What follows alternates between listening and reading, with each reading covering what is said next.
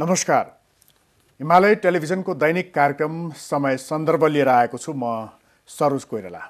यस कार्यक्रममा हामी समसामयिक विषयवस्तुमा केन्द्रित रहेर कुराकानी गर्छौं।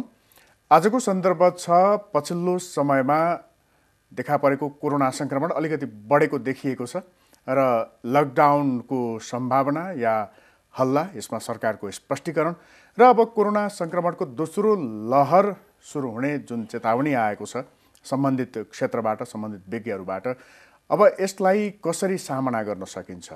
विगतमा नेपालले र आम नेपालीले जुन किसिमको अनुभव हासिल गरेका छन्, जुन किसिमको भोगाइ छ, त्यसले कतिको सहयोग गर्छ? अबको यो चरणमा, अबको दोस्रो चरण यदि विगतको जस्तै संक्रमण फैलियो भने यसलाई कतिको सहयोग गर्छ? कसरी यसको सामना गर्न सकिएला आदि विषयवस्तुमा केन्द्रित रहेर कुराकानी गर्छौं। र आज हामीसँग स्टुडियोमा हुनुहुन्छ संक्रमण रोग विशेषज्ञ डाक्टर अनुप सुवेदी।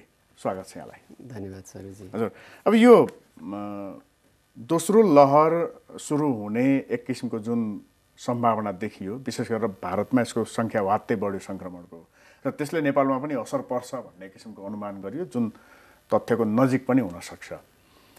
र सरकार स्वयंले पनि यदि मापदण्डको पालना नगरे, यदि चाहिँ सचेतना नअपनाएर संक्रमण बढे लकडाउनसम्म पनि गर्नुपर्ने अवस्था हुन सक्छ भन्ने एक किसिमको साइलेन्ट चेतावनी दिएको थियो। यद्यपि पछि फेरि अर्थमन्त्रीले लकडाउन हुँदैन भनेर त भन्नुभएको छ, तर पनि भाषा त आखिर त्यसको त मर्म त त्यही नै थियो। तपाईले स्पष्ट बताइदिनुस् न, यो अहिले विगतकै जस्तो संक्रमण यदि फैलियो भने पनि लकडाउन गर्नुपर्ने अवस्था हो कि होइन? त्यो हाम्रो अनुभवले, विगतको अनुभवले के भन्छ? गर्नुपर्छ कि पर्दैन? लकडाउन चाहिँ अस्पतालहरूमा असाध्यै धेरै चाप भयो।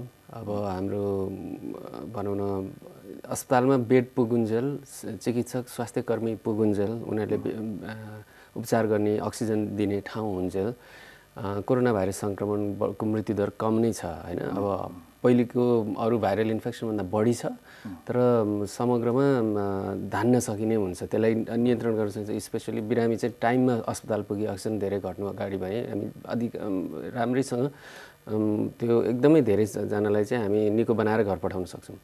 तर अस्पतालमा बेड नै नहुने भयो, अक्सिजन नै नपुग्ने भयो भने त्यस्तो अवस्थामा चाहिँ अब महामारी साँच्चै नै धेरै यो थेग्नै नसक्ने हुने भयो भने लकडाउन गर्ने हो होइन। अब हाम्रो अहिलेको यसपालिको यो दोस्रो उभार छ नि, यसप्रति चाहिँ हामी पहिलेको भन्दा धेरै बढी हामी तयार छौँ जस्तो लाग्छ। अब धेरै पोजिटिभ कुराहरू छन् जुन म भन्न चाहन्छु। जस्तो अब यो पहिलो सङ्क्रमण भएर पहिलो जुन उभार छ हाम्रो त धेरै लामो समय त्यो उभार रह्यो, र त्यसले गर्दा त्यसमा चाहिँ हाम्रो सायद जनसङ्ख्याको 40-50% अथवा त्योभन्दा बढी मान्छे चाहिँ सङ्क्रमित हुनुहुन्छ, विशेष गरी धेरै भिडभाड हुने ठाउँहरूमा होइन। त्यही कारणले महामारी बढेर आफै घट्न थालेको हो, त्यस्तो नभइकन घट्दैन थियो आफै होइन। अब यो सेप्टेम्बरमा गरेको सेरो प्रेभलेन्स स्टडीमै, त्यो सेप्टेम्बर भनेको त अब आजभन्दा 6 महिना जस्तो अगाडि भयो होइन। त्यो बेला नै 13% काठमाडौँ के अरे देशभरि, र अब प्रदेश 2मा 24%, काठमाडौँमा पनि त्यस्तै 25-26% जस्तो उपत्यकामा भन्ने यो लिक भएका समाचारहरूबाट आएको छ। त्यो स्टडी बाहिर आएको छैन। अनि त्यसरी त्यतिजना मान्छे सङ्क्रमित भइसकेको, र यो त्यो बेला त कस्तो हुन्छ भने आज 13% छ भने 2-3 हप्तामा 30% पुग्न सक्छ कि एकदमै चाँडै, त्यो एक्सपोनेन्सियल फेजमा भएको बेलामा। भनेपछि अनि महामारी पछि आफै घट्दै गएको चाहिँ पक्का पनि हामी विशेष गरी धेरै भिडभाड हुने ठाउँमा त्यो हर्ड इम्युनिटीको स्टेजमा पुगेर हुनुपर्छ। अनि अहिले फैलिएको जुन भारतमा र विशेष युरोपमा सबैतिर फैलिरहेको र नेपालमा पनि देखिन थालेको चाहिँ पक्का पनि त्यो बेलायती भेरिएन्ट हुनुपर्छ होइन। भारतमा चाहिँ अस्ति पन्जाबमा एउटा समाचार आएको थियो, 80% भन्दा बढी चाहिँ बेलायती भेरिएन्ट भन्ने छ। त्यो बेलायती भेरिएन्ट र हाम्रो नेपालमा पहिला भएको भेरिएन्टमा चाहिँ धेरै समानताहरू छन्। खालि फरक के भने बेलायत भेरिएन्ट अलिक बढी सङ्क्रमणशील छ र यसको मृत्युदर अलिकति बढी छ। अब तर राम्रो कुरा के हो भने पहिलेको भेरिएन्टले सङ्क्रमण भइसकेको मान्छेलाई चाहिँ बेलायती भेरिएन्टले सङ्क्रमण हुने सम्भावना एकदमै कम छ। अनि एउटा त्यो कुरा भयो भनेपछि त्यो 50-60%लाई पहिल्यै नेपालमा सङ्क्रमण भइसकेको थियो भने उनीहरूलाई अब यो सङ्क्रमणले छुँदैन होइन, विगतमा भइसकेकाहरूलाई। भनेपछि अब अनि यो चाहिँ बढी सङ्क्रमणशील भएको भएर हर्ड इम्युनिटीको स्टेजमा यसको लागि चाहिँ भनौँ न अब 70-80% जनसङ्ख्या सङ्क्रमित हुँदा हर्ड इम्युनिटीको स्टेजमा पुग्छ। पहिले 50%, 60% सङ्क्रमित भएको छ भने अरू 20-30%लाई चाहिँ यसपालि यो दोस्रो उभारले छुन्छ यदि हामीले नियन्त्रण गर्ने काम गरेनौँ भने। भनेपछि पहिले जस्तो पुरै जनसङ्ख्या जोखिममा होइन त्यसमा पहिले जस्तो एकदमै ठुलो एकदमै लामो लहर पनि आउँदैन होइन। एउटा चाहिँ त्यो। अर्को कुरा स्वास्थ्यकर्मीहरूले नै पनि अब अर्को सेरो प्रेभलेन्स स्टडी भएको थियो जसमा म पनि संलग्न थिएँ, जसले चाहिँ अहिले प्रारम्भिक त्यसमा नतिजा के देखिन्छ भने काठमाडौँ उपत्यकाका 40% स्वास्थ्यकर्मीलाई सङ्क्रमण भइसकेको छ होइन। त्यो यो पनि यो नोभेम्बरको अन्त्यमा होइन। भनेपछि अहिले 2-3 महिना त्यसपछि भइसक्यो होइन। ती बेला नै 40% सङ्क्रमित भइसक्यो। अब ती स्वास्थ्यकर्मी पनि फेरि सङ्क्रमित हुने सम्भावना छैन होइन, एकदमै कम छ। हामी धेरै स्वास्थ्यकर्मीले त अब 1 डोज खोप पनि लगाइसक्यौँ। अब केही ज्येष्ठ नागरिकहरूले पनि 1 डोज खोप लगाउनु भएको छ। अब त्यसले हामीलाई धेरै प्रोटेक्सन त दिँदैन, तर अलिअलि त त्यसले पनि प्रोटेक्सन दिन्छ। अनि अर्को कुरा चाहिँ हामी यो महामारीसँग कसबाट कसरी बच्ने होइन, यो भौतिक दूरी, मास्क लगाउने यस्ता विभिन्न कुराहरूको महत्त्वबारे हामीले धेरै जानकारी पाइसकेका छौँ। पहिले त मास्कले पनि काम गर्छ गर्दैन भन्ने विवाद थियो होइन। अमेरिकी राष्ट्रपतिदेखिले मास्क चाहिँदैन भन्ने कुराहरू गर्थे त्यो बेलामा। पहिलोचोटि आउँदा हामीलाई धेरै अन्यल थियो, अहिले हामीलाई धेरै स्पष्ट भएको छ। भनेको हामी अनुभवी छौँ राज्यको तहदेखि, राज्यका निकायहरूदेखि आम मानिसहरूसम्म के गर्ने कसो गर्ने अथवा हिजो के कमजोरी भयो भन्ने कुरामा। तर त्यो अनुभवलाई हामीले सँगालेर राखेको या त्यो तयारीमा चाहिँ हामी छौँ कि छैनौँ? हजुर, अब त्यही भएर पहिले जस्तो डराउनु पर्दैन, लकडाउनमा जाँदैन जस्तो लाग्छ। अब जाने अवस्था नदिन सकिन्छ, पुग्नु पर्दैन, नआउला भन्न सकिन्छ। अब खाली कुरा के भने अब हामीले पहिलाबाट के सिकेका छौँ त होइन। पहिले हामीले के गर्यौँ भने अब इन्डियाबाट मान्छेहरू थुप्रो आइसकेपछि बल्ल हामीले चाहिँ अनि त्यहाँ चाहिँ त्यो चेकपोस्ट राख्ने, हेल्थ चेक डेस्कहरू राख्ने, अनि अब अधिकांशलाई ल्याएर क्वारेन्टिनमा यतिकै त्यो खोरमा राखे जस्तो ल्याएर राख्ने, सबैजनालाई त्यहाँ एकै ठाउँ राखिदिँदाखेरि झन् एकजनालाई मात्रै सङ्क्रमण भएको थियो भने सबैजनालाई सर्ने, त्यस्तो परिस्थिति हामीले सृजना गऱ्यौँ। उहाँहरूलाई टेस्ट गरिएन होइन अब धेरैजनालाई। अनि त्यसपछि अब फेरि एकदमै अवैज्ञानिक तरिकाले काठमाडौँमा नेपालमा अन्त समुदायमा फैलिँदै नफैलिएर पुरा लकडाउन गरिदिएर झन् मान्छेहरूलाई असाध्यै ठुलो सामाजिक होइन आर्थिक चपेटामा पार्यौँ। अब अहिले त्यो सबबाट सिक्न सकिन्छ। अब त्यो गर्नको लागि चाहिँ जस्तो इन्डियाबाट अब हामीलाई थाहा छ अब थुप्रो मान्छेहरू आउँदै हुनुहुन्छ अब होइन। इन्डियामा लकडाउन हुँदैछ धेरै राज्यमा, त्यहाँ भइसकेको छ। र जति हामीले एकदमै थोरै टेस्ट गरेका छौँ जहाँ त्यहाँ थुप्रो मान्छे पोजिटिभ पनि देखिन थाल्नु भएको छ होइन। भनेपछि अब अहिले सरकारले चाहिँ के भनेको छ भने अब सबै त्यो स्थानीय निकायहरूले आफ्नो त्यो सीमा नाकाहरूमा हेल्थ डेस्क राख्ने, अनि त्यसपछि लक्षण भएका मान्छेलाई त्यहाँ परीक्षण गर्ने, उपलब्ध भएसम्म एन्टिजेन टेस्ट प्रयोग गर्ने भन्ने कुराहरू गर्नुभएको छ। अब त्यहाँ गएर चाहिँ समस्या छ होइन। त्यहाँ किन समस्या छ भने पहिलो कुरा एन्टिजेन टेस्ट भनेको चाहिँ एकदमै त्यो राम्रोसँग गरिएको टेस्टहरू एकदमै एक्सपेरिमेन्टल कन्डिसनमा र उच्च गुणस्तरको एन्टिजेन किट प्रयोग गर्दा पनि यो 70-80% भन्दा बढी यो सङ्क्रमितलाई त्यसले भेटाउँदैन। प्रायः 60-70% हो एक्सपेरिमेन्टल कन्डिसनमा, एकदमै सबै चिज पर्फेक्ट हुँदा। र व्यवहारमा बाहिर यतिकै पब्लिकमा गएर गर्दा त एकदमै कम पोजिटिभ देखिन्छ कि भन्नु खोजेको थुप्रो पोजिटिभ केसहरू मिस हुन्छ। यहीँ हाम्रो यो बानेश्वर क्षेत्रमै 800 कतिजनालाई एन्टिजेन टेस्ट गर्दा पनि त्यसमा थुप्रो असफलताहरू भेटिएको थियो। अब हाम्रै अनुभवले चाहिँ यो काम लाग्दैन त्यति भनेर भन्छ। हामीले 20,000सम्म पिसिआर टेस्ट गर्न सक्ने हाम्रो क्षमता बनिसक्यो भनेर गफ लाउन थालेको त महिनौँ भइसक्यो नि। फेरि यहाँ त अहिले 70-80 ठाउँ ल्याब छ, पिसिआर मसिन छन्, अनि उनीहरूले गर्न सक्छन् पनि छ भन्ने कुरा भइरहेछ। फेरि पिसिआर धेरै सस्तो छ अहिले होइन। अहिले पहिला 6-7 हजार कतिसम्मदेखि सुरु भएको थियो, अहिले चाहिँ 1,000मा सरकारले गराइरहेछ होइन। अब त्यो सामानहरू ल्याउन सजिलो छ, अन्तर्राष्ट्रिय बजारमै सामानको मूल्य धेरै सस्तो छ अहिले, अनि ल्याबको दक्षता छ। भनेपछि हामीले त गर्नुपर्ने के भने ती सबै नाकाहरूमा जो आउनुहुन्छ अहिलेदेखि होइन सबैलाई पिसिआर टेस्ट गर्ने, मान्छेहरूलाई चाहिँ बरु त्यो एउटा होल्डिङ क्वारेन्टिन जस्तो बनाउने सुरुमा आउनेलाई, अनि पिसिआर टेस्ट गरेर जो पोजिटिभ हुनुहुन्छ उहाँहरूलाई सिधै आइसोलेसनमा लाने, आइसोलेसनमा बरु सँगै राख्न सकिन्छ, घुलमिल भए पनि समस्या छैन किनभने सङ्क्रमण भइसक्यो। अनि जो चाहिँ नेगेटिभ हुनुहुन्छ उहाँहरूलाई चाहिँ क्वारेन्टिन गर्न लाने र क्वारेन्टिनमा चाहिँ उहाँहरू छुट्टै राख्नुपर्छ, घुलमिल नहुने गरी। यो काम त सुरु भइसक्नु पर्थ्यो होइन यति बेला, यो त जस्तो नाकाहरूमा पनि हजुर यो प्रक्रिया अगाडि बढाइसक्नु पर्थ्यो, त्यो बढाइसक्नु पर्थ्यो। त्यसमा चाहिँ हामी जुटिहालौँ भन्छु म होइन। हामीले त्यो चिज राम्रोसँग गरिदियौँ भने हामीले समुदायमा पटक्कै नजाने भनेर गरी कन्ट्रोल गर्न सक्दैनौँ होइन, हाम्रो त्यो क्षमता छैन।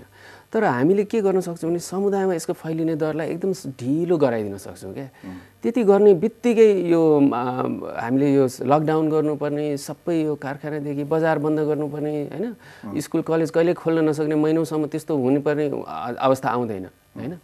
भनेपछि हामीले त्यो चाहिँ अहिले गर्नुपर्छ। र त्यसो हुँदा यो मुख्य चाहिँ यो जनस्वास्थ्य संयन्त्रलाई चाहिँ रिएक्टिभेट गरेर एकदम त्यो पोहोर सालको अनुभवबाट सिकेर त्यसलाई अहिले लागू गर्नुपर्छ।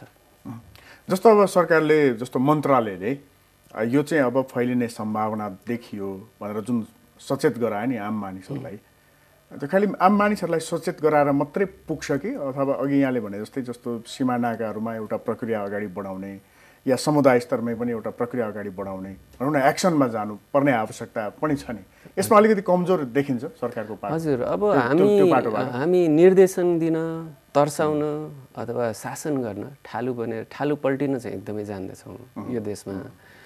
सब हाकिम साहबहरू अब माथिबाट अनि तिमीहरूले मास्क लगाएनौ भने, तिमीहरूले चाहिँ आफ्नो व्यवहार परिवर्तन गर्यो भने लकडाउन हुन्छ। मानौँ उनीहरूकै गल्ती हो, जनताकै गल्ती हो होइन। हामी जनतालाई चाहिँ एकदमै दोष दिने, उनीहरूलाई जवाफदेही बनाउनुपर्छ भन्नेमा एकदमै सचेत छौँ हाकिम ठापहरू। तर आफ्नो जिम्मेवारी चाहिँ हामी भागिरहेका हुन्छौँ, जहिले पनि उम्किरहेका हुन्छौँ। र अकाउन्टेबिलिटी चाहिँ यो माथिदेखि आउनुपर्छ। यो त्यो एकदमै ठुलो समस्या छ।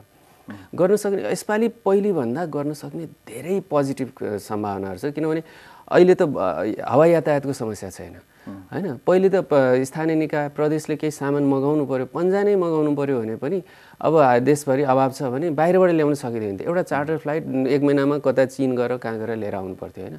अहिले त्यस्तो छैन, अहिले सामान ल्याउन सजिलो छ, इन्डियाबाट ल्याउन सजिलो छ होइन।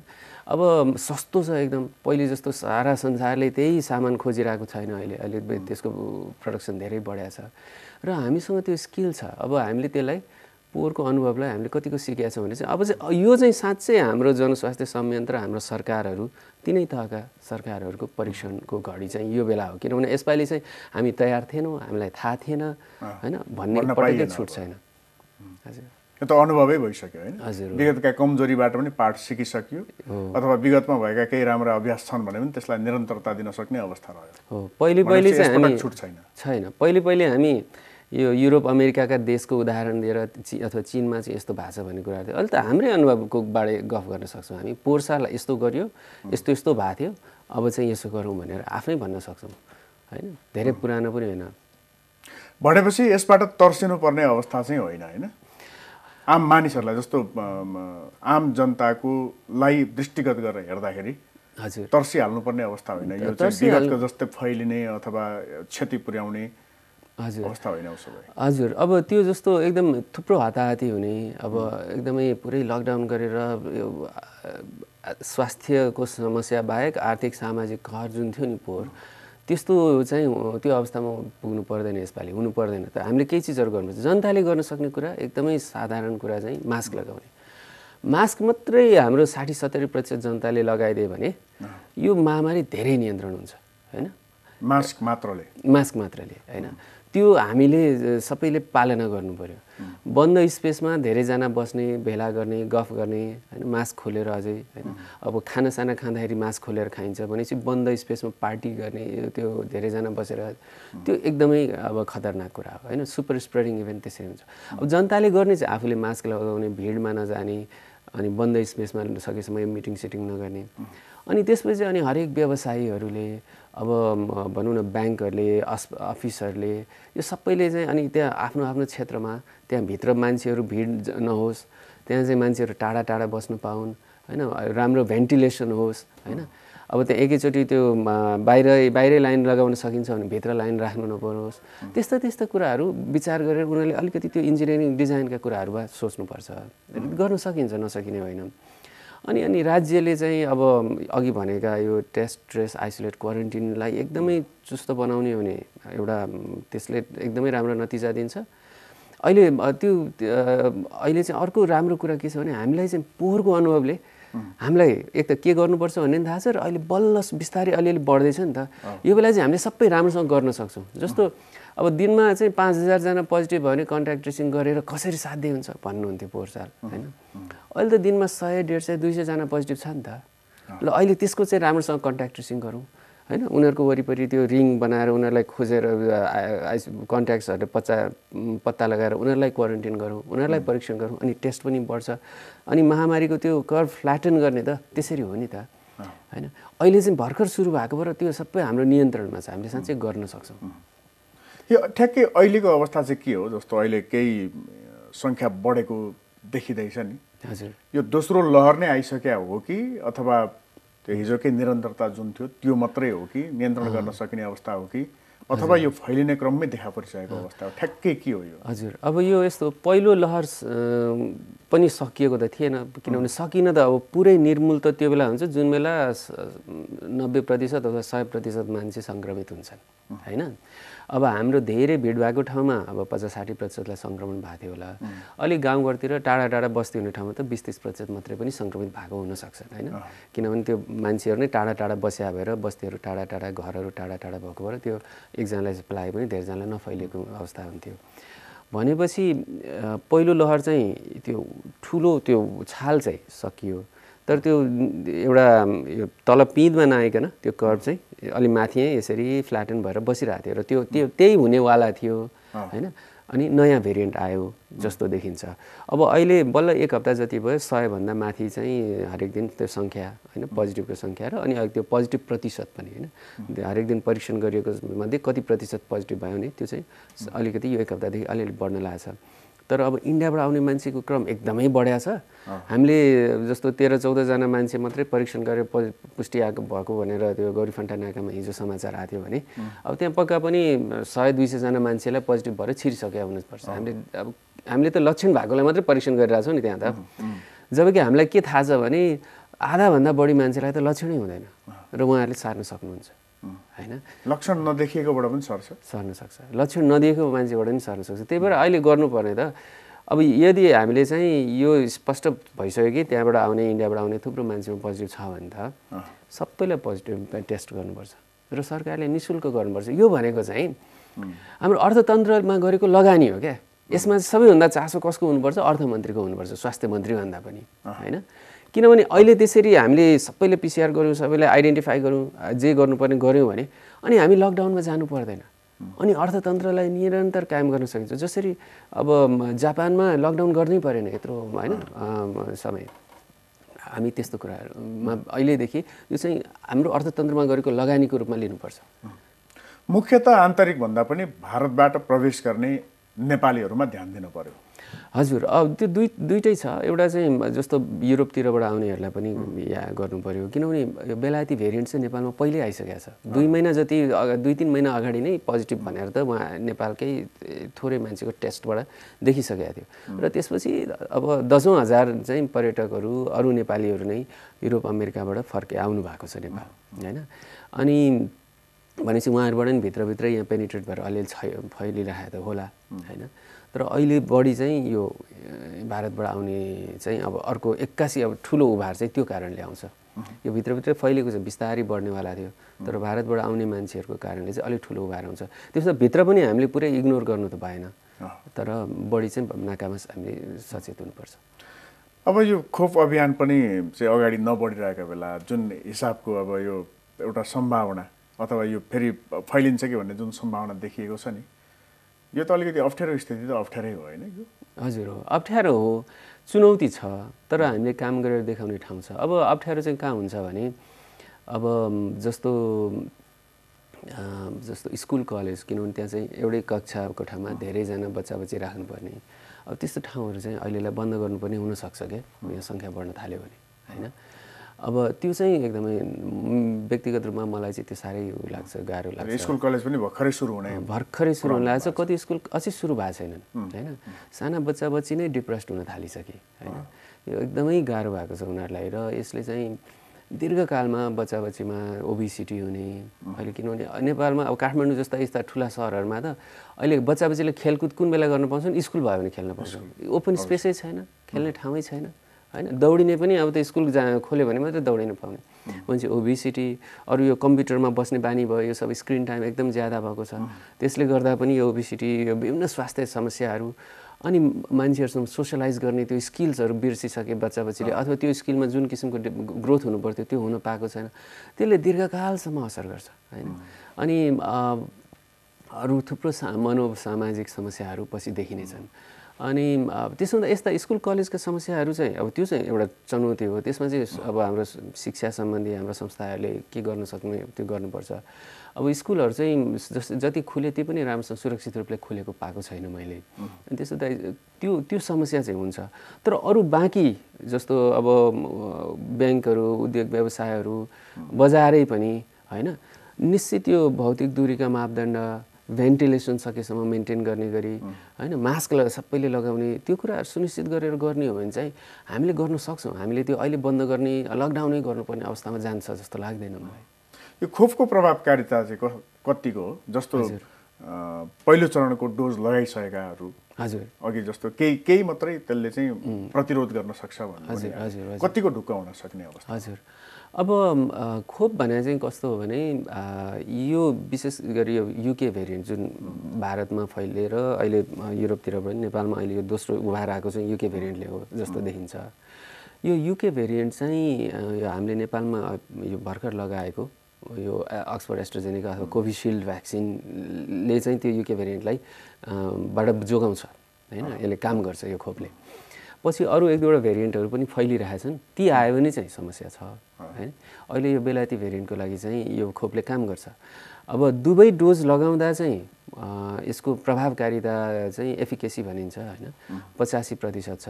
भन्न खोजेको त्यसको ठ्याक्कै अर्थ चाहिँ यो खोप लगाएको 85%मा चाहिँ सङ्क्रमण हुँदैन, बाँकी 15%मा सङ्क्रमण हुन्छ भने होइन फेरि हैन। त्यो त्यसरी बुझ्नु भएन। 10,000 जना खोप लगाएको मान्छे छ, 10,000 जना खोप नलगाएको मान्छे छन् भने अब खोप लगाउने मान्छेमा चाहिँ 15 जनालाई मात्रै सङ्क्रमण भयो, खोप नलगाउने मान्छेमा चाहिँ 100 जनालाई सङ्क्रमण भयो हैन। 10,000 जनामा 100 जना भयो, यता 10,000 जनामा 15 भयो भने 85% प्रभावकारिता चाहिँ त्यसरी हिसाब गरेको हो। अनि त्यो गर्दाखेरि चाहिँ अब त्यो चाहिँ 2 डोजले हैन, 85%, त्यो 3 महिनाको फरकमा 2 डोज लायो भने चाहिँ 89% प्रभावकारिता छ भने चाहिँ। अब जबकि हामीले 1 डोज मात्रै लगाउँदा चाहिँ त्यही 65-65% मात्रै प्रभावकारिता हुन्छ, त्यो पनि फेरि 3 महिनाको लागि। अब त्यस पछाडि कति लामो समय 1 डोजले थान्छ अथवा थेक्छ चाहिँ हामीलाई थाहा छैन। अब जस्तो दोस्रो चरण पनि अब आउँदैछ हैन, प्लस अब त्यसमा अरू थुप्रै फेरि विस्तार गर्ने एउटा अब सरकारको योजना पनि छ नि त। अब विश्वमा पनि खोप अभियान चलेको छ, हामी कहाँ पनि चलेको छ, तर पनि फेरि यो नयाँ नयाँ किसिमका भेरिएन्टहरू हैन, दोस्रो तेस्रो चरण यो फैलिँदै गएको छ नि, यसको प्रकृति विशेषता चाहिँ के हो? यो हजुर भन्न सकिने अथवा पत्ता लगाउनै सकिने पूर्णत नियन्त्रण आउने प्रकृति हो कि होइन यसको? यसलाई कसरी हेर्ने? हजुर, अब भाइरसलाई अब सुरुमा यो आउँदाखेरि चाहिँ जसरी 2002-03 को त्यो सार्स भाइरस, पहिलो सार्स भाइरस चाहिँ फैलिँदाखेरि त्यो पुरै त्यसलाई नियन्त्रण गरियो, एक हिसाबले निर्मूल गरियो। यसलाई पनि त्यसो गर्न सकिन्छ कि भन्ने आश थियो हैन। अनि बिचमा पनि यो खोपहरू अलि एकदम चाँडो बनेको कारणले चाहिँ केही भइहाल्छ कि त त्यस्तो सम्भावनामा हामी पुग्छौँ कि भने अझै पनि झिनो आश थियो। तर भयो के भने यो उद्योग व्यापारहरू खोल्न दिने, यो अर्थतन्त्रलाई चलायमान राख्ने त्यो कारणले विशेष गरी यो युरोप अमेरिकातिर चाहिँ र अनि मास्कै नलाउने हैन, यो विभिन्न कारणले गर्दाखेरि चाहिँ त्यहाँ अनियन्त्रित रूपमा फैलियो हैन। र ब्राजिलतिर पनि त्यस्तै अब राष्ट्रपतिले त्यस्तै छन् हैन। अनि ती देशहरूमा चाहिँ यति अनियन्त्रित रूपमा फैलियो कि एकदम खतरनाक भेरिएन्टहरू उत्पन्न भयो। अब कति अफ्रिका जस्ता मुलुकहरूमा त उनीहरूको स्रोत साधनले कन्ट्रोल गर्न सक्ने अवस्था पनि थिएन होला। अनि यसरी महामारी चाहिँ अनियन्त्रित रूपमा फैलिरहँदा चाहिँ भाइरसमाथि चाहिँ एक हिसाबले प्रकृतिले प्रयोगहरू गरिरहन्छ क्या। अनि अब जस्तो इन्फ्लुएन्जा भाइरस चाहिँ हरेक साल नयाँ किसिमको इन्फ्लुएन्जा भाइरस आउँछ, उसले पहिलेको भन्दा अलिकति फरक भएर आउँछ र हामीले अगाडिको इन्फ्लुएन्जा भाइरसलाई हाम्रो शरीरको रोग प्रतिरोधी प्रणालीले पहिचान गरेर उसलाई जित्न सक्ने हाम्रो क्षमता बनाएको थियो भने पनि भाइरस अलिकति परिवर्तन भएर आइदिँदाखेरि त्यसलाई चाहिँ हामीले सक्दैनौँ र त्यही भएर इन्फ्लुएन्जाको हरेक साल नयाँ भ्याक्सिन लाउनुपर्छ। त्यसै गरी अब यो भाइरस पनि के भयो भने अनियन्त्रित रूपमा फैलिरहेको ठाउँहरूमा चाहिँ नयाँ नयाँ भाइरसका उपप्रजाति जस्ता रूपभेदहरू देखिए होइन र तीमध्ये केही चाहिँ बढी सङ्क्रमणशील त्यस्तो भएको कारणले अब तिनीहरू फैलिराखेका छन्। अब त्यसो हुँदा हामीले यसरी नियन्त्रण गर्नै सकेनौँ भेरिएन्ट ननिस्किने गरी। जस्तो अब कोरिया भयो, ताइवान भयो, यस्ता देशहरूमा भेरिएन्ट आउँदैनन्। किन अस्ट्रेलिया होइन किन आउँदैन भने उनीहरूले एकदमै त्यसलाई राम्रोसँग नियन्त्रण गरेका छन्। आएको केसहरू देख्ने बित्तिकै वरिपरि एकदम राम्रोसँग त्यो कन्ट्याक्ट ट्रेसिङ, क्वारेन्टिन, आइसोलेसन त्यो गरे भएर त्यो फैलिन नदिएपछि नयाँ भेरिएन्ट आउँदैन। तर हामीले देशका संसारको विभिन्न ठाउँमा कन्ट्रोल गरेनौँ, भेरिएन्टहरू बन्न दियौँ। नेपालमै पनि बनाएको छ होला कि होइन, हामीलाई थाहा छैन होइन, हामीले त्यो परीक्षण गरेको छैन। भनेपछि अब नेपाल जस्ता अथवा युरोप, अमेरिका, अफ्रिका जस्ता ठाउँहरूमा चाहिँ त्यो भेरिएन्ट आइरहने हुनाले अब सायद यो चाहिँ हामीसँग सधैँ रहन्छ होला। अब खाली कुरा के भने अब नयाँ तरिकाले भ्याक्सिनहरू बनाउने अब त्यो एउटा प्रतिस्पर्धा, भाइरस र भ्याक्सिनको प्रतिस्पर्धा चाहिँ अब जीवन पर्यन्त रहिरहन्छ जस्तो देखिन्छ र हामीले हरेक साल अथवा हरेक 2-3 वर्षमा चाहिँ नयाँ भ्याक्सिन लाउनु पर्ने हुनसक्छ। अनि एउटै भेरिएन्ट होइन, 4-5 थरी भेरिएन्टलाई एउटा खोप बन्ने त्यो हुनसक्छ पछि। जस्तो हामी कहाँ के पनि विश्लेषण भयो भने जस्तो यो सङ्क्रमण फैलिरहँदाखेरि चाहिँ अब बर्बादै हुने हो कि भन्ने किसिमको त्रास थियो, तर पछि जसरी बिस्तारै कम हुँदै गयो त्यस पश्चात चाहिँ नेपालमा त खासै क्षति भएन, खासै सङ्क्रमण पनि फैलिएन भन्ने किसिमका विश्लेषण पनि हुने गरेका छन्। के हामी अलिक कम प्रभावित भएको हो अथवा त्यो फेरि पनि सम्भावना छ? हजुर, अब यो चाहिँ अझै पनि सबै पुरा आँकडा छैन हामीसँग होइन। जस्तो पहिले त नेपालमा आउँदैन भनेर धेरै सरकारी विज्ञहरूले भन्नुहुन्थ्यो होइन।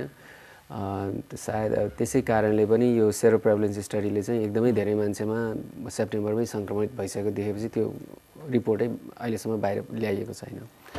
अब नेपालीमा अहिले हामी धेरै ठाउँमा हर्ड इम्युनिटीको स्टेजमा गएको छौँ त्यो पुरानो भेरिएन्टको लागि भन्ने चाहिँ लगभग स्पष्ट छ।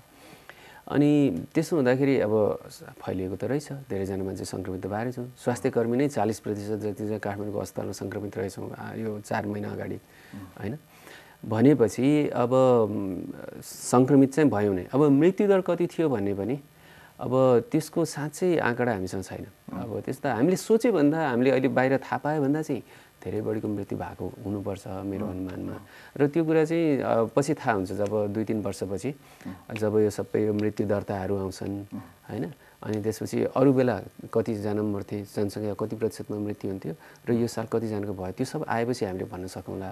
तर समग्रमा चाहिँ युरोप अमेरिकाभन्दा चाहिँ कम प्रभाव देखिएको हो जस्तो लाग्छ मलाई। अब अन्त्यमा छोटोमा एकदमै पोइन्टमा बताइदिनुहोस् न, ठ्याक्कै गर्नुपर्ने चाहिँ के हो अहिलेको यो जुन सम्भावना देखिएको छ हजुर यसलाई चाहिँ सामना गर्नको लागि? हामी व्यक्तिले मास्क लगाउने, भिडमा नजाने, बन्द स्पेसमा नबस्ने, भौतिक दूरी कायम गर्ने, हात धुने होइन, यस्ता कुराहरू गर्ने। समाजमा अरू यो व्यवसाय अरू संस्थाहरूले चाहिँ के गर्नु पर्यो, आफ्नो ठाउँमा कहाँ यस्ता भौतिक दूरीका नियमहरू कसरी पालना गर्न सकिन्छ त्यो गर्नुपर्छ। जस्तो एयरपोर्टको डोमेस्टिक टर्मिनल एकदमै राम्रो उदाहरण हो। त्यसलाई चाहिँ त्यो सुपर स्प्रेडिङ इभेन्ट हुने एकदमै सम्भावना भएको ठाउँ होइन, त्यस्ता ठाउँमा कसरी व्यवस्थापन गर्ने त्यो गर्नु पर्यो। अनि राज्यले विशेष सबै तहका राज्यहरूले चाहिँ समन्वय गरेर यो नाकादेखि र अरू समाजका अरू ठाउँहरूमा भिडभाड हुने ठाउँहरूमा चाहिँ यो टेस्ट ट्रेस कन्ट्याक्ट ट्रेसिङ गर्ने, आइसोलेट क्वारेन्टिन गर्ने व्यवस्था चाहिँ राम्रोसँग गरिदिने हो। विशेष गरी टेस्ट चाहिँ अहिले चाहिँ निःशुल्क बनाइदिने हो होइन भने चाहिँ त्यसले धेरै ठुलो फरक पार्छ। हस्, यहाँलाई धेरै धन्यवाद। हस्, धन्यवाद सरोजी। हामीसँग हुनुहुन्थ्यो सङ्क्रमण रोग विशेषज्ञ डाक्टर अनुप सुवेदी र विशेष गरेर पछिल्लो समयमा कोरोना भाइरसको सङ्क्रमण जसरी फैलिने सङ्केत देखा परेको छ, दोस्रो चरणमा चेतावनी दिएका छन् विशेषज्ञहरूले, यसलाई कसरी सामना गर्ने अथवा यसको नियन्त्रण या व्यवस्थापन कसरी गर्न सकिन्छ भन्ने कोणबाट आज हामीले कुराकानी गऱ्यौँ। यसैकै कार्यक्रम समय सन्दर्भको समय आजको लागि सकिएको छ। भोलि फेरि अर्को सन्दर्भ लिएर हामी आउँछौँ नै। नमस्कार।